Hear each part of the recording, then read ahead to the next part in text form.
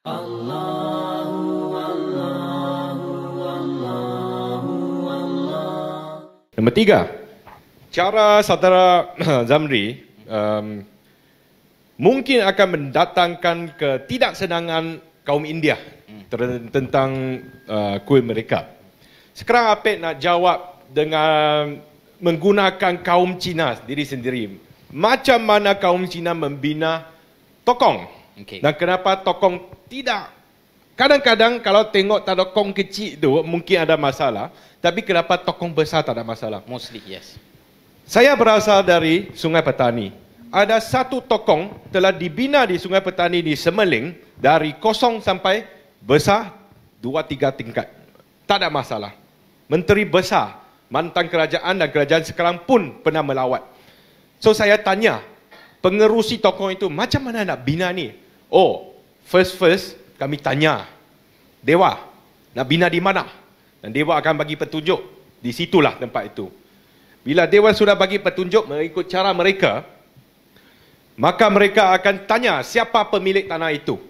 Kalau sudah dapat pemilik tanah itu, jom kita kumpulkan duit, kita beli tanah itu. Lepas beli tanah itu, dia akan bina kecil dulu.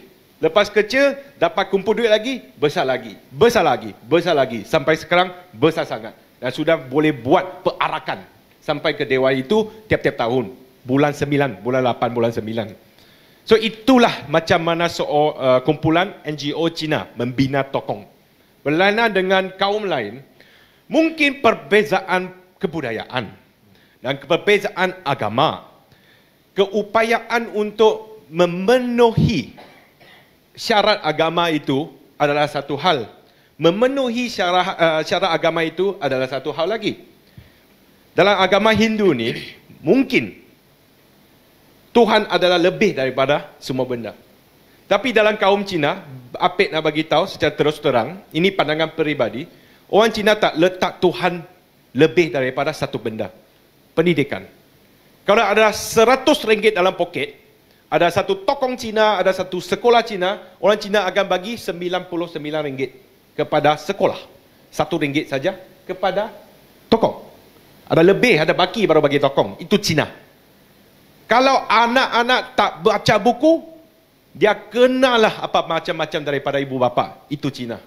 Bapa sanggup jual rumah, jual bisnes, pinjam duit merata tempat, sekadar nak hantar anak pergi universiti saja. Itu Cina. Kalau ada baki lebih, baru bina tokong.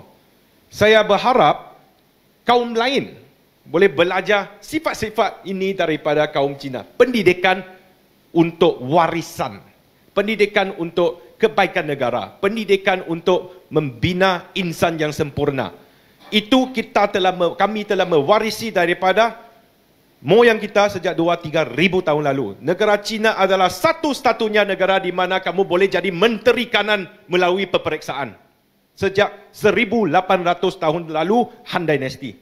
You pergi ujian kampung, you pass top 20, you masuk ujian negeri, pass top 20, ujian daerah. Daerah tu lebih tinggi daripada negeri di China.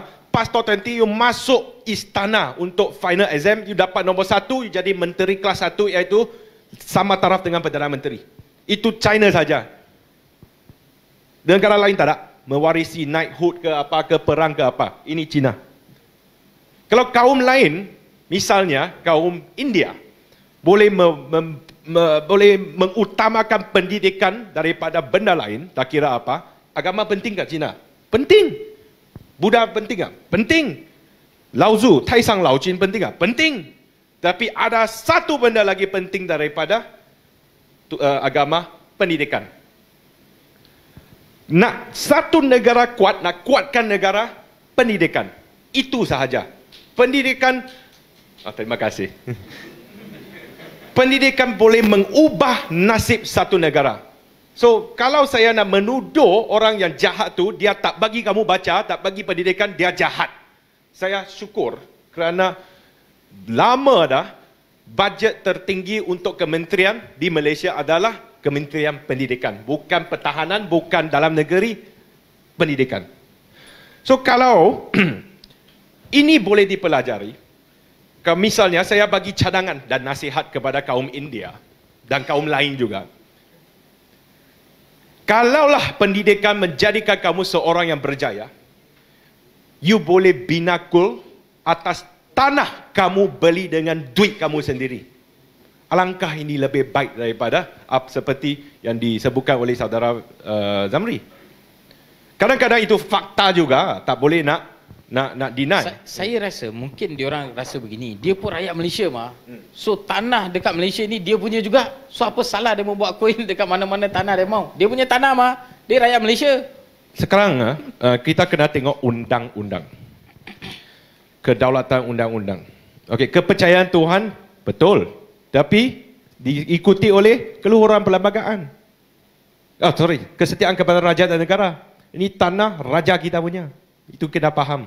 Lepas itu tanah perlembagaan punya. Lepas itu undang-undang punya. Bukan Tuhan saya punya, Tuhan kamu punya, Tuhan dia punya. Melayu nak bina masjid, Cina nak bina tokong, India nak bina tuil, kerana kepercayaan kepada Tuhan. Selepas itu kita kena tahu ini tanah siapa? Tanah raja. Tanah undang-undang, tanah kita semua. So kalau nak tanah, you kena ikut cara yang betul. Sebab kerana tanah bukan, semua punya bersalah, dia buat ikut suka dia. Bukan kamu punya. Kalau orang Cina nak bina tokong kat situ, tanah you punya ke? Saya punya negara saya. Tunjukkan. Ya saya tahu. Malaysia kita punya. Bukan you sahaja punya, saya pun ada hak. Zamri pun ada hak. Idea pun ada hak. Kalau macam tu, saya mau bina, saya mau tokong atas you punya kuil, boleh ya? Boleh ya? Itu negara saya punya mah. Macam mana nak selesaikan masalah ini? Undang-undang. Kita tengok, terlalu kuat ke tak? Saya macam jerit nak bagi cermat. Okey kan? Okay. Selepas kepercayaan kepada Tuhan dan setia kepada raja negara, kita kena menghormati perlembagaan dan undang-undang. Kita beli tanah itu dulu. Macam mana nak beli? Kena ada duit. Macam mana ada duit? Kena buat duit. Macam mana cara terbaik untuk buat duit? Pendidikan yang cemerlang. Baik kamu invest, melabur dalam pendidikan dulu. Melabur dalam cara buat duit, dapat duit, kongsikan duit anda, bina sebanyak kuil yang kamu nak, sebanyak tokong yang kamu nak atas usaha diri sendiri. Okey, so sekarang saya nak tanya dengan Apek pula. Apa pandangan Apek sendiri? Tadi soalan yang Apek suruh tanya itulah.